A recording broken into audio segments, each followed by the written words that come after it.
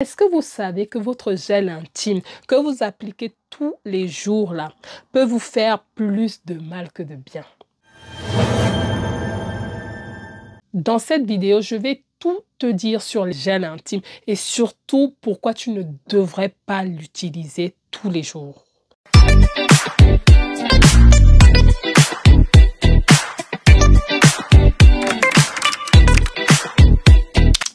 Bonjour et bienvenue sur ma chaîne Be Beautiful. Si c'est la première fois que tu passes par là, tu es la bienvenue. Moi, c'est Audrey et mon objectif, c'est d'amener le maximum de mamans à prendre soin d'elles, d'être la meilleure version d'elles-mêmes. Comme je dis, nous, on veut vivre longtemps. On veut voir nos enfants et nos petits-enfants grandir. Et ça passe par quoi? Ça passe par avoir une hygiène de vie saine. Ça passe par faire attention à soi. Ça passe par faire attention aux produits qu'on utilise. Ça passe par faire un certain nombre de choses qui font que tu te préserves. Si c'est quelque chose qui t'intéresse, tu t'abonnes, tu t'assois et tu m'écoutes. Le premier point, c'est que les gels intimes déséquilibrent ta flore vaginale. Je vous raconte une petite histoire. J'ai une des professeurs, de mes professeurs de SVT. Elle nous a conseillé, elle nous a dit, je vous dis ça, vous en faites ce que vous voulez, mais sachez que si j'avais une fille, je lui aurais conseillé d'utiliser les gels intimes le plus tard possible. C'est des produits qui viennent fragiliser votre flore vaginale. Et ce qui fait que j'avais enregistré la phrase que mon professeur m'avait dit. Et sans vous mentir, j'ai commencé à utiliser le gel intime quand j'ai eu mon premier enfant. D'accord? Donc j'avais quoi? Plus de 27 ans, 28 ans. C'est là où j'ai commencé à utiliser mon premier gel intime. Et encore, je vous dis, je ne l'utilise pas tout le temps.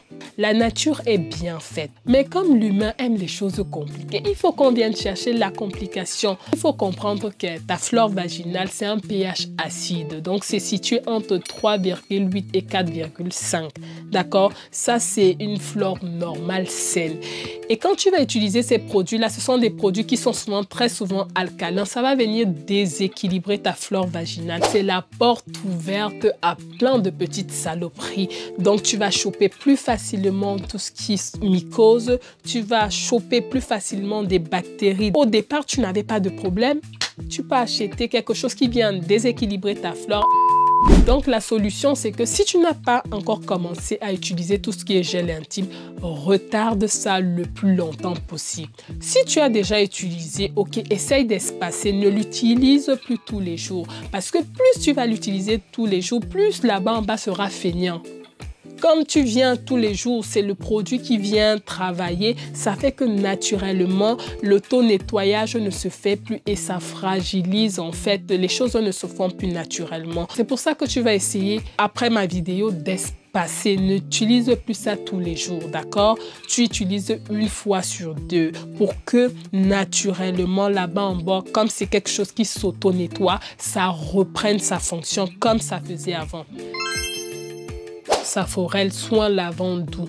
Ils disent que c'est doux, mais c'est quelque chose, je vous avoue, que je n'utilise pas tout le temps. Je l'utilise quand je suis en période de menstruation, d'accord? Parce que j'ai envie que ça se nettoie bien, j'ai envie que, voilà, je veux une hygiène particulière.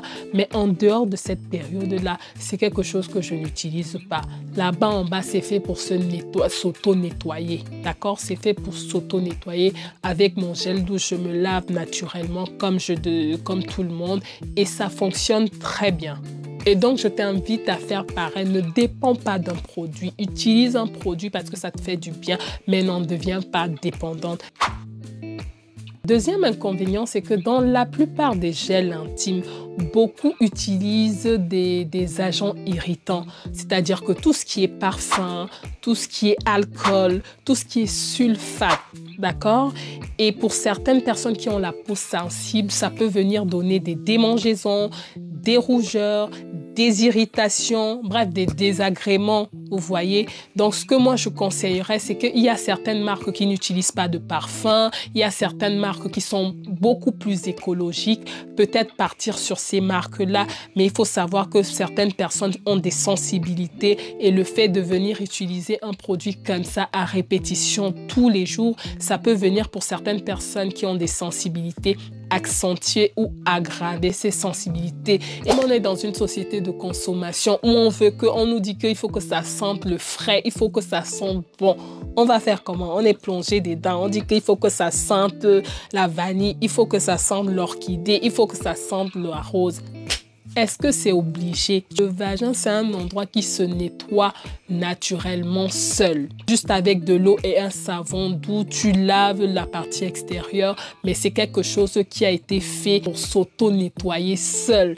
C'est normal d'avoir un vagin qui sente, qui a une odeur, d'accord? Le problème, c'est la mauvaise odeur. C'est ça qui pose problème. Mais sinon, en temps normal, ça doit sentir, ça a une odeur et c'est son odeur. Il faut être d'accord avec ça. Ça sert à rien de vouloir que là-bas en bas sente la fraise ou la vanille. Ce n'est pas fait pour ça. C'est censé avoir une odeur, pas désagréable d'ailleurs. Donc, il faut laisser la nature être ce qu'elle est.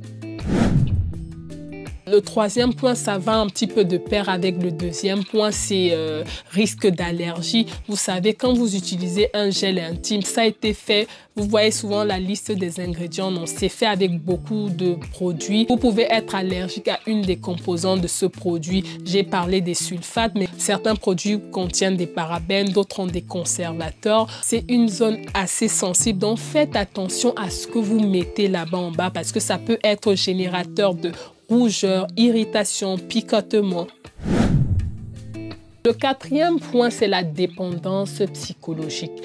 Vous voyez, dans la société de consommation, là où on vit, on essaie de te faire croire que si toi, tu n'as pas de gel intime, tu n'es pas une femme normale. Si toi, tu n'as pas de gel intime dans ta salle de bain, toi, tu n'es pas quelqu'un de moderne. On t'a rendu accro en fait à quelque chose, tu vois. On t'a fait avoir une dépendance et comme je disais, c'est des produits qui sentent souvent bon. On t'a dit qu'il faut que là-bas ça sente bon. Donc ça fait qu'au fur et à mesure, quand tu n'utilises pas ça, tu sens comme si ce n'est pas propre là-bas. Or, ça n'a rien à voir. En fait, tu t'es créé une dépendance à un produit dont tu n'avais même pas forcément besoin. Donc à partir d'aujourd'hui, moi sur ma chaîne, je te dis que tu n'as pas forcément besoin de ça parce que ça se nettoie automatiquement, naturellement. Tu as besoin d'un gel douche doux pour nettoyer là-bas parce que ce sont des zones qui sont assez renfermées, qui transpirent, mais c'est censé avoir une certaine odeur et c'est ok avec le fait d'avoir une petite odeur là-bas. Tant que ça ne pue pas, tant que ça ne gêne pas, tant que quand tu sens là, tu sens que ça ne sent pas quelque chose de désagréable, voilà. Et pour terminer, c'est le coût. Pour terminer, c'est le coût de ces gels-là. Ça coûte la peau des fesses entre 5 et 15 euros. 5 et 15 euros. Imagine, tu utilises ça tous les jours. C'est trop. Tu n'as pas besoin de ça. Moi, voici le mien là. Ça là, c'est le petit format comme ça que j'utilise. Je peux utiliser ça une année. Ça là, la taille que tu vois ici, ça peut me durer 1 an. De toute façon, c'est marqué là que ça peut durer 12 mois après ouverture. Un pot comme ça, moi, ça me dure l'année et c'est suffisant parce que, comme je dis, je n'ai pas besoin d'en mettre beaucoup et je mets ça juste pendant ma période de menstruation.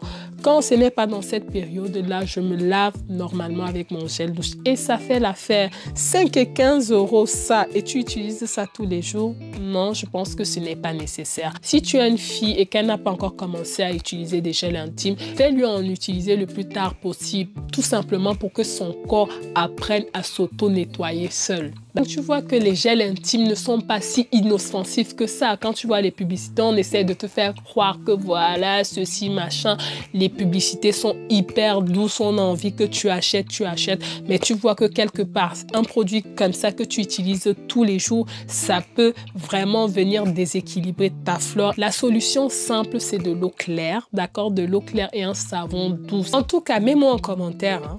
Quelle est la marque de gel intime que tu utilises? Tu me dis comment ça a contribué, d'accord, au niveau de ta toilette intime, en bon ou en mauvais. En tout cas, j'ai hâte de te lire et moi, je te dis à très bientôt pour une prochaine vidéo. Bye bye!